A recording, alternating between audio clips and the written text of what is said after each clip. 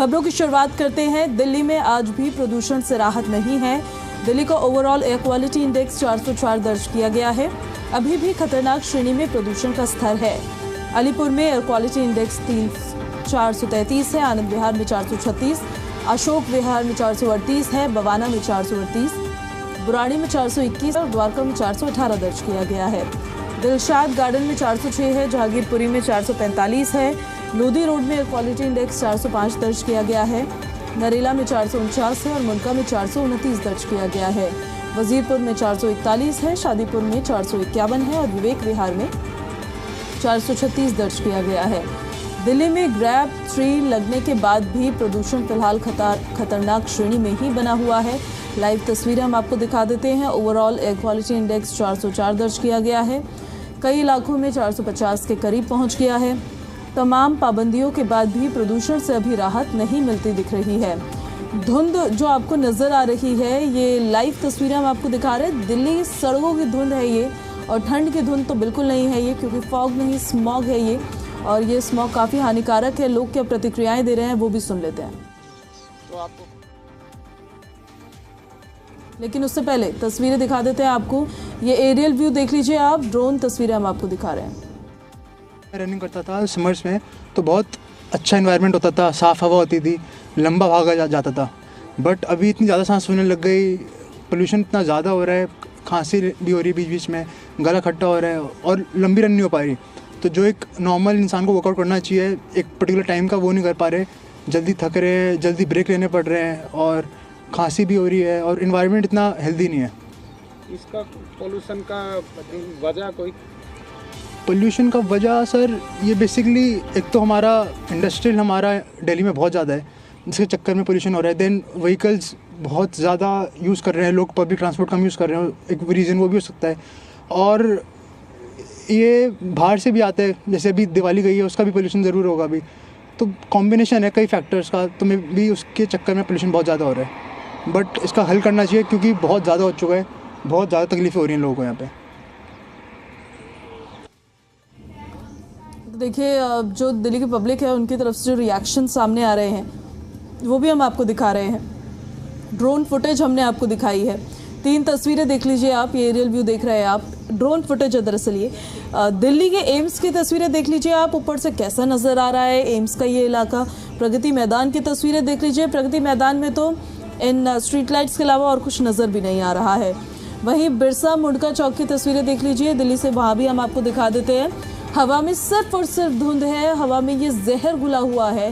दिल्ली एक बार फिर से गैस चैम्बर में तब्दील हो चुकी है और इसका पूरा का पूरा श्रेय जो जाता है वो चाहे दिल्ली सरकार हो, केंद्र सरकार हो, प्रशासन हो, उनकी नाकाफी कोशिशों को जाता है।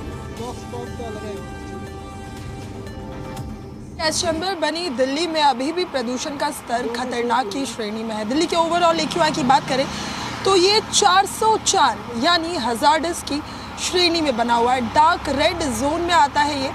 इस वक्त मेरी मौजूद ये दिल्ली और नोएडा को जोड़ने वाली जगह पर है। यहाँ पर तमाम ऊंची ऊंची बिल्डिंग है और यहाँ से आप साफ तौर पर देख सकते हैं कि प्रदूषण किस तरह दिल्ली को पूरी तरह से ढक चुका है। दूर दूर तक जहाँ आप देखेंगे तो आपको विजिबिलिटी बहुत कम नज़र आएगी।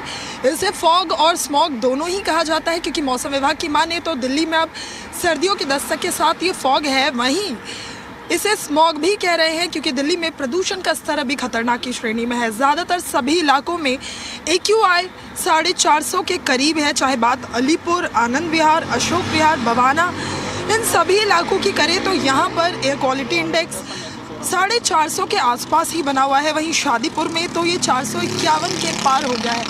यानी कोई भी ऐसा इलाका नहीं है जो अभी बेहद ख़राब और ख़तरनाक की श्रेणी में नहीं आता हो।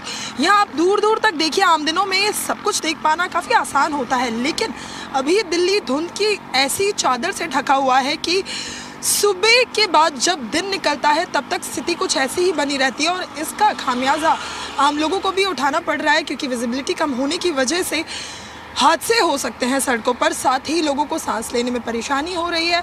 इस बीच दिल्ली में ग्रैब 3 अब लागू कर दिया है 15 नवंबर से, क्योंकि AQI 400 के पार होते ही दिल्ली में ग्रैब लागू होता है, जिसके तहत पाबंदियां बढ़ जाती है। ऐसे में पाबंदियां बढ़ाई जा रही है, लेकिन अभी भी दिल्ली की एयर क्वालिटी इंडेक्स में बहुत ज़्यादा सुधार देखने को नहीं मिल रहा है। वहीं CAQM की माने तो अगर एयर क्वालिटी इंडेक्स 450 के पार जाता है तो दिल्ली में ग्रैप का चरण 4 भी लगाया जाएगा, जिसमें तमाम और पाबंदियां होंगी। लेकिन फिलहाल BS3 पेट्रोल, BS4 डीजल वाहनों पर रोक है।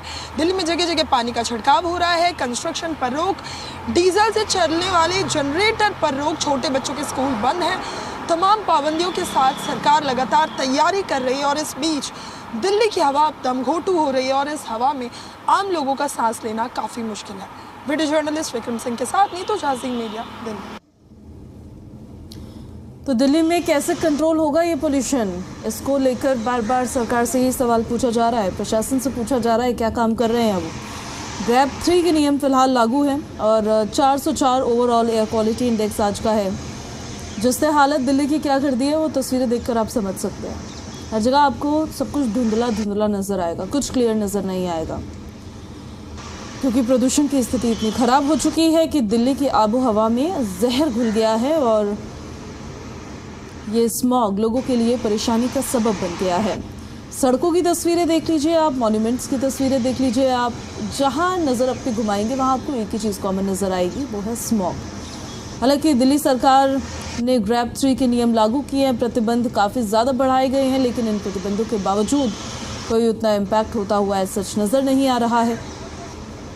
वहीं दूसरी तरफ जो एंटी स्मॉग गन्स हैं, mobile anti smog guns, sprinklers जो है उनको रन किया जा रहा है, पानी का छिड़काव हो रहा है, लेकिन बावजूद उसके बहुत ज़्यादा असर नज़र नहीं आ रहा है।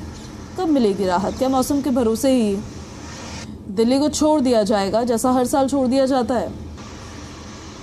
तो फिलहाल देखिए सुबह का वक्त हो चुका है, लेकिन अभी भी उजाला हो चुका है, पर लोगों को अपनी हेडलाइट्स का इस्तेमाल करना पड़ रहा है क्योंकि क्लैरिटी नहीं है, विजिबिलिटी बहुत ज़्यादा कम है। और ऐसे में जो मॉर्निंग वॉक के लिए लोग निकलते हैं, साइकिलिंग करने के लिए, मॉर्निंग वार्म अप के लिए निकलते हैं, काफ़ी समस्याओं का सामना उनको भी करना पड़ रहा है। बता भी रहे हैं इवन कि क्या क्या प्रॉब्लम्स फेस कर रहे हैं वो। जो लोग अपने वाहन लेकर निकल रहे हैं उनकी समस्याएं ज़्यादा बढ़ी हुई है, विजिबिलिटी नहीं है। और हमारे कुछ सहयोगी हमारे साथ लाइव कनेक्ट हो रहे हैं। दिल्ली से नीतू झा कनेक्ट हो रही हैं, ग्रेटर नोएडा से भूपेश प्रताप सिंह कनेक्ट हो रहे हैं, गुरुग्राम से देवेंद्र भारद्वाज कनेक्ट हो रहे हैं, फरीदाबाद से अमित चौधरी कनेक्ट हो रहे हैं, हिसार से शशि नायर कनेक्ट हो रहे हैं। सबसे पहले हम नीतू आपका रुख कर लेते हैं, तस्वीरें भी दिखा दीजिएगा। 404 ओवरऑल एयर क्वालिटी इंडेक्स बहुत ही सीवियर स्टेज है। जो मेजर्स लिए जा रहे हैं बहुत ज़्यादा उसका असर नहीं, लेकिन क्या एडवाइजरी है अब दिल्ली की पब्लिक के लिए? देखिए पूजा, 404 AQI का मतलब भी समझना बहुत अहम हो जाता है। 404 AQI यानी हज़ारडस खतरनाक। इस आबोहवा में लोग बीमार हो रहे हैं। इस वक्त मेरी मौजूदगी एक ऐसी जगह है जहाँ से मैं आपको नीचे की भी तस्वीरें दिखा सकती हूँ, क्योंकि अभी जब आपने जिक्र किया था लो विजिबिलिटी की, तो आप यहाँ से तमाम जितनी भी गाड़ियाँ जाते हुए देखेंगी आपको नज़र आएगा सबके इंडिकेटर अभी भी ऑन है, क्योंकि विजिबिलिटी बहुत कम बनी हुई है। और जब सड़कों पे गाड़ी चलती है तो ऊपर से देखने में और गाड़ी चलाने में जो एहसास होता है बिल्कुल अलग होता है। एडवाइजरी तो फ़िलहाल यही है कि आप घरों से बाहर ना निकलें, मास्क का इस्तेमाल करें, जितना हो सके सुबह शाम घर से बाहर जाना अवॉइड करें। लेकिन सबसे बड़ी बात यह है कि बावजूद इसके आप देखेंगे कि प्रदूषण में बहुत ज़्यादा बदलाव होता नज़र नहीं आ रहा है। ये बड़ी बड़ी इमारतें देखिए, ये इमारतें अभी धुंध की वजह से पूरी तरह से खो गई हैं। शायद आप अभी तस्वीरों में देख रही होंगी तो आपको ये इमारतें नज़र नहीं आएंगी। और ये हाल सिर्फ अभी नहीं रहने वाला, दिन निकलने के बाद भी विजिबिलिटी अभी दिल्ली NCR में कम ही रहती है। यानी प्रदूषण की चादर, जो अमूमन लोग कहते हैं कि सर्दियों की शुरुआत के साथ एक कोहरा होता है, लेकिन यहाँ एक जो कन्फ्यूजन है वो ये है कि ये कोहरा है क्या।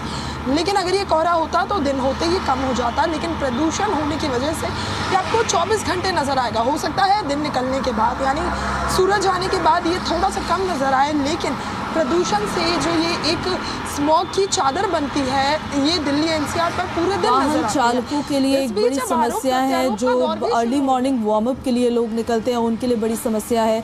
समस्या ही समस्या दिल्ली की पब्लिक बस सफ़र करती है। लॉटरी में आपके पास नहीं तो वापस ग्रेटर नोएडा, अब आपको सीधे लिए चलते हैं। भूपेश, ग्रेटर नोएडा का हाल ज़रा बताइएगा। आप NCR में भी कुछ बहुत अच्छी स्थिति नहीं नज़र आ रही है। देखिए बिल्कुल जो ग्रेटर नोएडा में हालात है वो दिल्ली के जैसे तो नहीं है, दिल्ली से काफी बेहतर हालात है और आज काफी राहत भी मिली है। हालांकि यहाँ पर देखिए ग्रेफ 3 लागू हो चुका है, लेकिन ग्रेफ 3 में उस तरह की जो पाबंदियां हैं वो नहीं, क्योंकि इससे पहले ही प्रशासन की तरफ से यहाँ पे काफी कदम उठाए गए थे। चाहे हम FIR की बात करें तो काफी लोगों के मुकदमे दर्ज हुए। इसके अलावा जो प्रशासन ने 60 लाख से ज्यादा का जो जुर्माना है वो लगाया था, लेकिन हाँ अब ये ग्रेफ 3 लागू होने के बाद जो कंस्ट्रक्शन के काम चल रहे थे या रोड बनाने के काम में चल रहे थे वहां पर भी कई तरह की पाबंदियां लग गई हैं और प्रशासन के द्वारा कल कई जगह पर स्मोक गन भी लगाई गई थी और जो बिल्डर साइट है वहां पर भी एक तरह की स्मोक गन लगाई गई थी।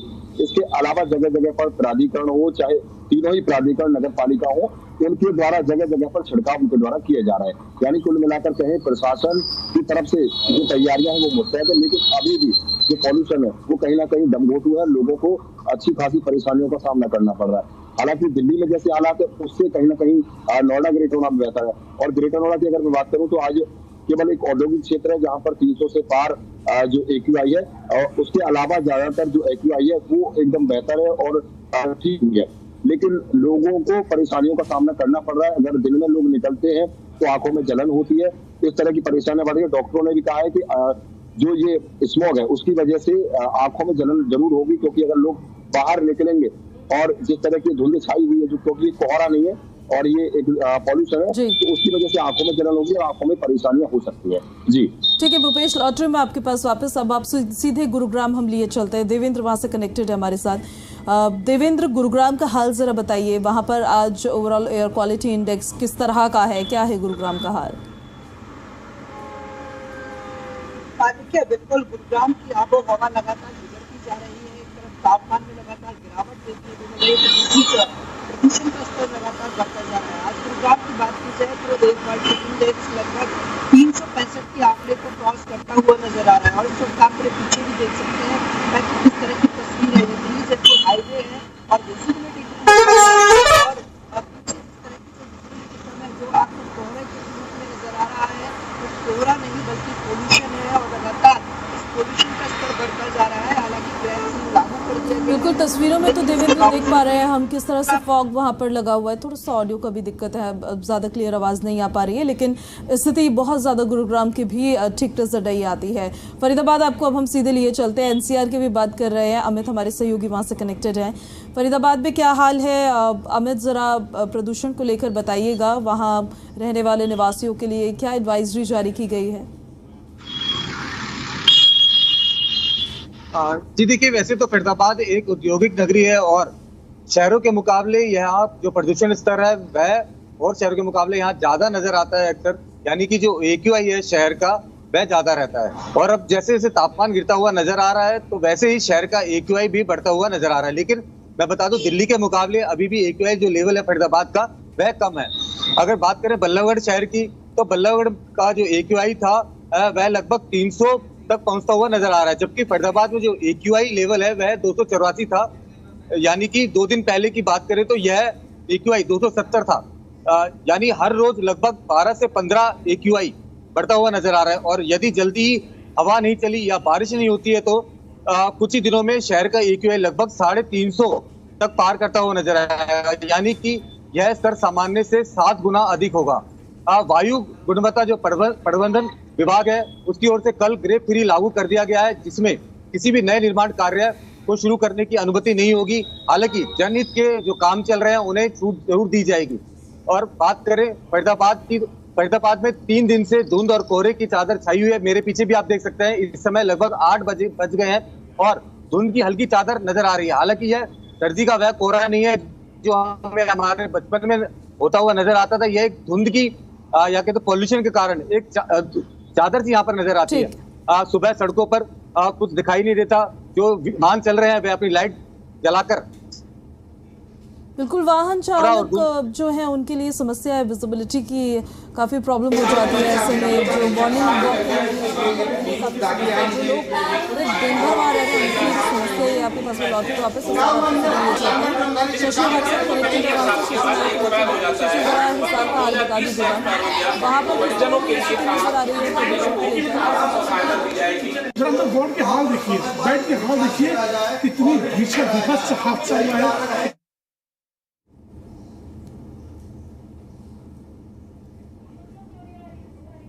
शशि कनेक्टेड है आप हमारे साथ, मेरी आवाज आप तक पहुंच पा रही है? जी, प्रदूषण का हाल हिसार में क्या है वो जरा दिखा दीजिएगा, बता दीजिएगा लोगों के लिए वहां पर क्या एडवाइजरी जारी की गई है और किस तरह से प्रशासन जो है काम कर रहा है। देखिए पिछले से हरियाणा के अधिकतर सूबों की बात करें तो हरियाणा के अधिकतर सूबे में धुंध और कोहरे का कहर तो देखने को मिल ही रहा है, लेकिन हिसार जो और इसके आसपास के जो क्षेत्र है वहाँ पर स्थिति थोड़ी सी दिल्ली एनसीआर से अलग है। हालांकि यहाँ पर AQI का जो लेवल है वो तो हरियाणा के अधिकतर जिलों में ही लगभग 12 से लेकर 15 जिले ऐसे हैं जहाँ पर हरियाणा में जो AQI का जो लेवल है वो 400 के पार चला गया। ये एक बड़ी बात है क्योंकि ये ऐसे एरिया या ऐसे डिस्ट्रिक्ट और ज़िले हैं जो NCR से अलग हैं और वहाँ पर जो इस तरह का AQI स्तर होना तो चिंता का विषय तो है ही। लेकिन अगर हम मौसम के पूर्वानुमान की बात करें तो फिलहाल जो 17 नवंबर यानी कि कल तक मौसम के इसी तरह के बदलाव हमें देखने को मिल सकते हैं। और जहाँ तक प्रदूषण की बात करें तो AQI लेवल बेशक यहाँ पर ज़्यादा है, लेकिन उस तरह का प्रदूषण फिलहाल नज़र नहीं आ रहा। खासकर शहरों में थोड़ा वाहनों का प्रदूषण है वो बेशक आप देख सकते हैं, और धुंध और कोहरा भी जो है वो कल के मुकाबले में आज थोड़ा सा हल्का है। मौसम विशेषज्ञों ने हालांकि हरियाणा के जो 12 ज़िले हैं उनके लिए ऑरेंज और रेड अलर्ट किया है, माफ़ कीजिएगा ऑरेंज और येलो अलर्ट किया, जिसमें से हिसार, सिरसा और फतेहाबाद हैं उनके लिए ऑरेंज अलर्ट किया गया है। यानी कि यहाँ पर धुंध और कोहरा घना देखने को मिल सकता है। हालांकि आज ये थोड़ा सा हल्का है। और जहाँ तक हम ज़िला प्रशासन के इंतज़ामों की बात करें या किस तरह से वो इससे जूझ रहे हैं, देखिए पराली को लेकर तो पहले से इस बार प्रशासन और सरकार सख्त थी, तो उसका असर अगर हम पिछले 4-5 साल की बात करें तो वो थोड़ा सा कम ही देखने को मिला है। जहाँ तक वाहनों का प्रदूषण की बात है या धूल और मिट्टी के जो कण हैं वो जब भी टेम्परेचर या तापमान कम होता है तो वो निचली सतह पर आते हैं तो वो देखने को मिलते हैं, और उसका असर जो है वो आम आदमी पर देखने को मिल रहा है। एक तो विजिबिलिटी जो है वो हिसार और इसके आसपास के क्षेत्रों में पिछले कुछ दिनों से कम ही थी, हालांकि आज थोड़ा सा उसमें सुधार देखने को मिला है। तो दूसरी तरफ जो प्रदूषण के कारण लोगों की आंखों में जलन और इस तरह की शिकायतें आ रही हैं, साथ ही साथ बहुत से लोग हिसार में अब मास्क लगाकर भी बाहर जाते नजर आ रहे हैं। ठीक है शशि, लौट रहे मैं आपके पास वापस एक बार फिर से आपको दिल्ली हम लिए चलते हैं नीतू के पास। नीतू देखिए कल के पर्यावरण मंत्री गोपाल राय की तरफ से बैठक भी की गई, प्रेस कॉन्फ्रेंस में उन्होंने बताया भी कि हमने ग्रैब 3 लागू कर दिया है, हमने दिशा निर्देश दे दिए हैं, हमने टीमों का गठन कर दिया है, लेकिन ऑन ग्राउंड क्या नज़र आ रहा है? दिशा निर्देश देना, आदेश देना अलग बात होती है, उसका इम्प्लीमेंटेशन प्रॉपरली होना अलग बात होती है।